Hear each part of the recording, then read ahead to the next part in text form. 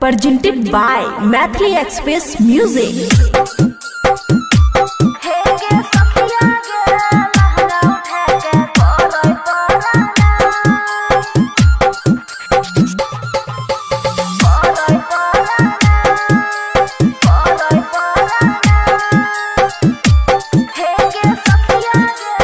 खुशी recording studio बलुआहा।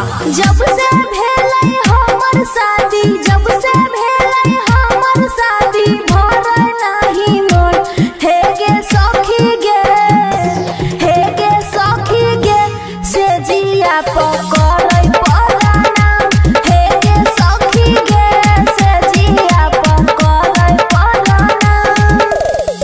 तनको ने भीरी सटै, तनको ने भीरी सटै, दै नै छै धयन, हे गे सखी गे, हे गे सखी गे, से जिया पकड़ै पराना, हे गे सखिया गे, लहंगा उठा के करै पराना,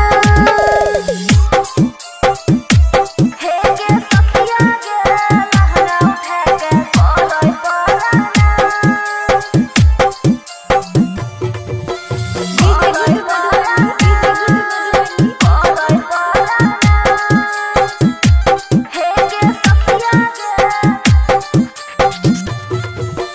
करके शादी जर गेलै हमरो कपार गे, लागै छै जवानी हमर होइतै बेकार गे, होइतै बेकार गे।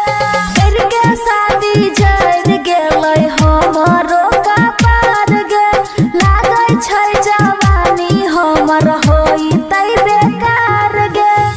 चोलिया के दुनू सामान, चोलिया के दुनू सामान बनल छै बैमान, हे गे सखी गे, हे गे सखिया गे, से जिया पकड़ै पराना, हे गे सखिया गे, लहंगा उठा के करै पराना, हे गे सखिया गे, लहंगा उठा के करै पराना।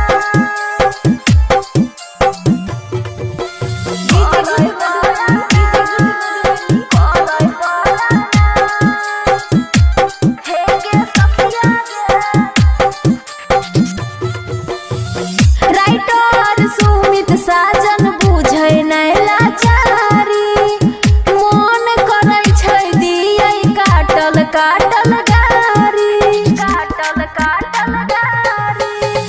राइटर सुमित साजन बुझै नै लाचारी, मन करै छै दियै काटल काटल गारी। अजित नीतीश देवरा, अजित नीतीश देवरा करै परेशान, हे गे सखी गे, हे गे सखी गे, से जिया पकड़ै पराना, हे गे सखिया गे, लहंगा उठा के करै पराना। खुशी रिकॉर्डिंग स्टूडियो बलुआहा।